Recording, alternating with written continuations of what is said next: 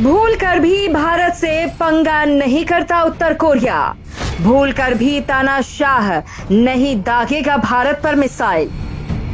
दोस्तों, रूस यूक्रेन युद्ध को लेकर रोज खबरें आती हैं कि रूस ने परमाणु मिसाइलें तैनात कर ली हैं, तो उधर नाटो देश की सेनाएं यूक्रेन के साथ हो गई हैं और ऐसा लग रहा है कि कभी भी विश्व युद्ध शुरू हो जाएगा। हालांकि दोस्तों, हम यहाँ पर रूस यूक्रेन युद्ध की नहीं बल्कि उस देश की बात करेंगे जिसने अकेले ने अमेरिका की नाक में दम कर दिया है, जिसके पास इतनी ज्यादा शक्तिशाली मिसाइलें हैं जिनकी जद में खुद अमेरिका है और अमेरिका चाहकर भी उनसे बच नहीं सकता है। वो देश है नॉर्थ कोरिया। जी हाँ, नॉर्थ कोरिया लगातार ऐसी मिसाइलों पर काम कर रहा है जो वास्तव में पूरी दुनिया को डरा रही है।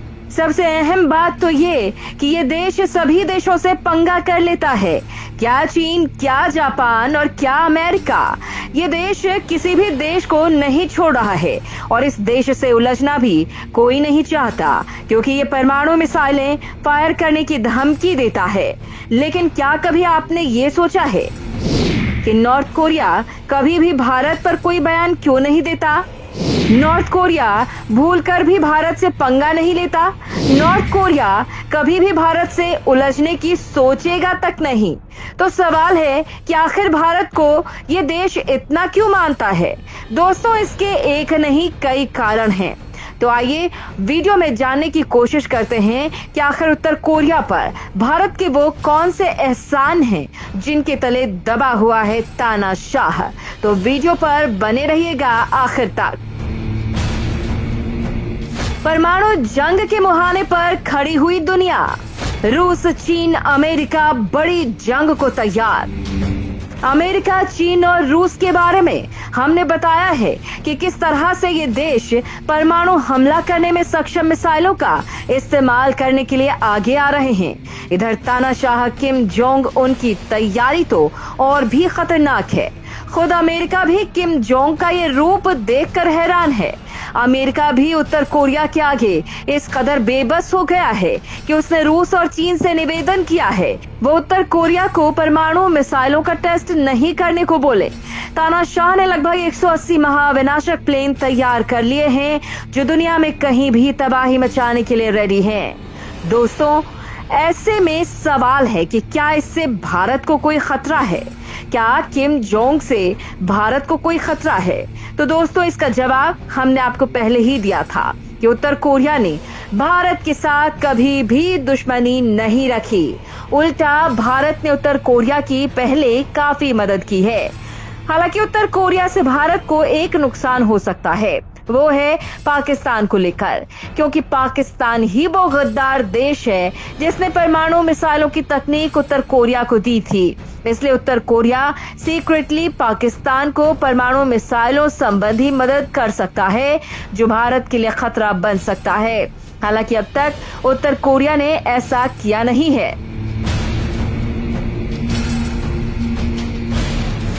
कभी भारत ने की थी उत्तर कोरिया की मदद? उत्तर कोरिया मानता है इसका बड़ा एहसान। दोस्तों, कोरियाई जंग आपने सुनी होगी, जब उत्तर कोरिया और दक्षिण कोरिया के बीच 1950 के दशक में हुए युद्ध में करीब 25 लाख लोग मारे गए थे। उस लड़ाई में भारत ने काफी अहम भूमिका निभाई थी। भारत ने इस युद्ध में कोई हस्तक्षेप तो नहीं किया था, लेकिन कुछ ऐसा किया था कि आज भी उत्तर कोरिया भारत का शुक्रिया अदा करता है। इस युद्ध में भारत ने एक मिशन चलाया। कोरियाई लोगों की कई तरह से भारत ने मदद की।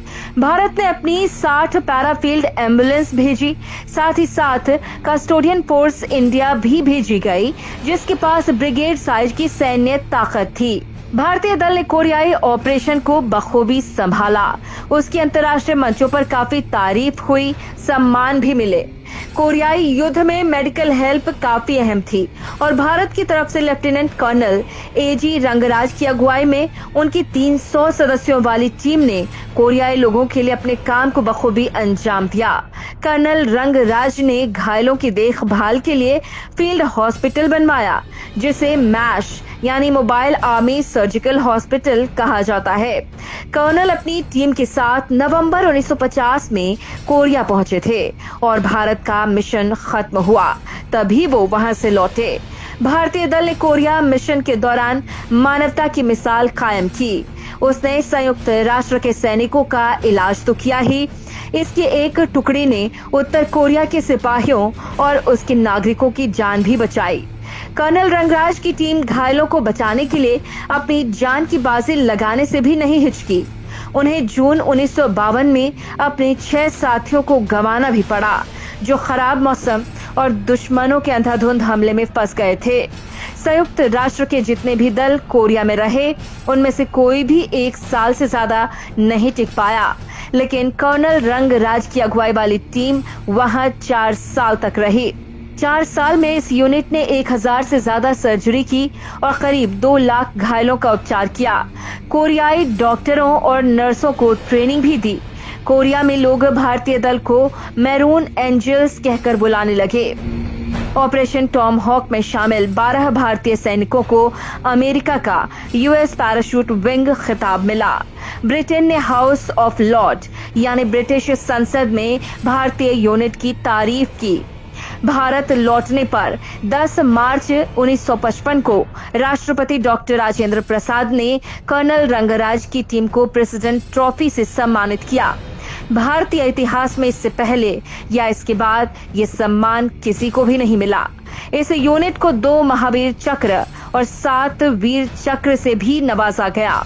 और दोस्तों, यही कारण है कि इस मदद को कोरियाई लोग अभी भी नहीं भूले हैं और यही वजह है कि उत्तर कोरिया कभी भारत से पंगे नहीं लेता।